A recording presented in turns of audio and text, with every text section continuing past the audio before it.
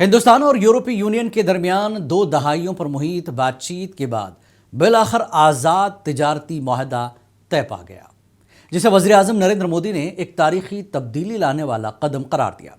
حکومت کا کہنا ہے کہ یہ معاہدہ نہ صرف ہندوستانی معیشت کو نئی سمت دے گا، بلکہ روزگار، سرمایہ کاری اور عالمی تجارت میں ملک کے کردار کو بھی مضبوط بنائے گا۔ انڈیا انرجی ویک 2026 کے موقع پر وزیر اعظم نے اس فری ٹریڈ ایگریمنٹ کا باضابطہ اعلان کیا۔ آئیے جانتے ہیں اس معاہدے کی تفصیلات اور اس کے ممکنہ اثرات۔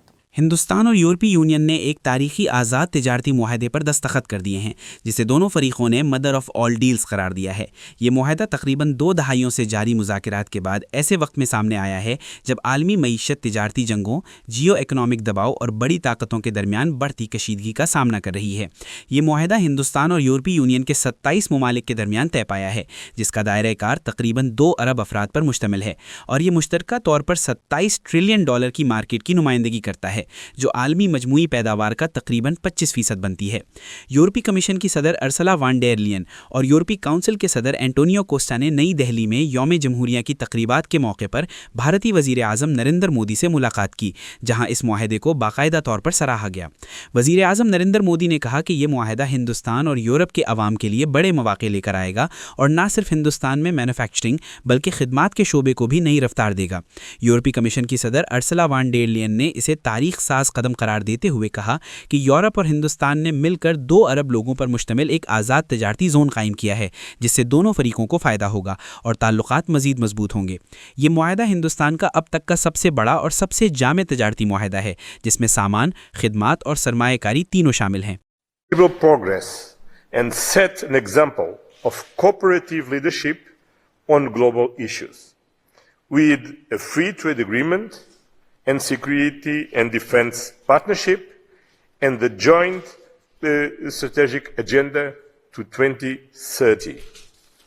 And our relationship can only deepen as we implement all of these agreements, delivering concrete benefits to our citizens.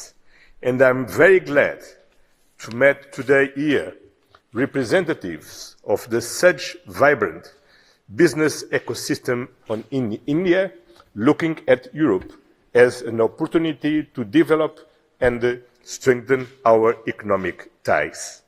And as a person of Indian origin, I'm very proud.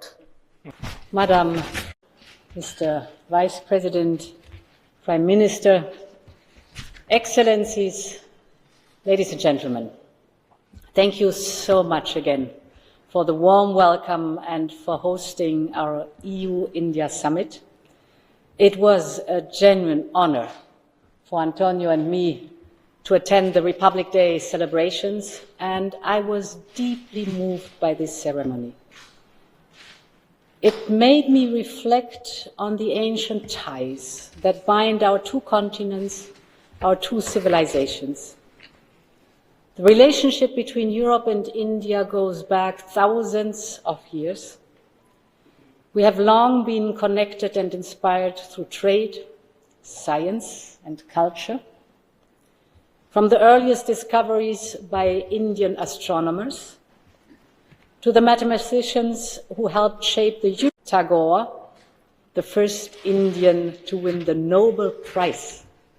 2023 میں یورپی یونین کی جانب سے ہندوستان کے لیے جی ایس پی سہولت ختم ہونے کے بعد ہندوستانی برآمدات کو زیادہ ٹیرف کا سامنا تھا، تاہم ماہرین کے مطابق نئی ڈیل سے textile, pharmaceutical, machinery, steel, petroleum مصنوعات اور الیکٹریکل آلات جیسے شعبوں کو بڑا فائدہ ہوگا۔ معاہدے کے تحت یورپی یونین ہندوستان کو خدمات کی 144 ذیلی شعبوں تک رسائی دے رہی ہے، جبکہ ہندوستان بھی مالیاتی خدمات، سمندری تجارت اور ٹیلی کمیونیکیشن سمیت یورپی یونین کے 102 خدماتی شعبے کھول رہا ہے۔ آٹوموبائل سیکٹر اس معاہدے کا ایک اہم حصہ ہے۔ ماضی میں غیر ملکی گاڑیوں پر 110% تک ٹیرف عائد تھا، تاہم اب یورپی یونین سے آنے والی بیشتر گاڑیوں پر ڈیوٹی مرحلہ وار کم ہو کر 10% تک لائی جائے گی۔ البتہ سستی گاڑیاں اور الیکٹرک وہیکلز کو ابتدائی طور پر رعایت سے باہر رکھا گیا ہے تاکہ مقامی صنعت کا تحفظ کیا جا سکے۔ معاہدے کے تحت یورپی یونین پہلے دن ہی 90% بھارتی مصنوعات پر درآمدی ڈیوٹی ختم کر دے گی، جبکہ ہندوستان بھی 10 سال میں یورپی یورپی یونین کے 93% سامان کو ڈیوٹی فری رسائی دے گا، تاہم ڈیری اور زرعی شعبے اس سے مستثنی رہیں گے۔ اس وقت ہندوستان اور یورپی یونین کے درمیان دو طرفہ تجارت $136 بلین ہے، جو ماہرین کے مطابق 3 سے 4 سال میں $200 بلین سے تجاوز کر سکتی ہے۔ تجزیہ کاروں کا کہنا ہے کہ یہ معاہدہ نہ صرف ہندوستان اور یورپی یونین کے اقتصادی تعلقات کو مضبوط کرے گا، بلکہ دونوں فریقوں کو امریکی مارکیٹ پر انحصار سے ہٹ کر نئے متبادل راستے بھی فراہم کرے گا۔ بیورو رپورٹ، منصف ٹی وی۔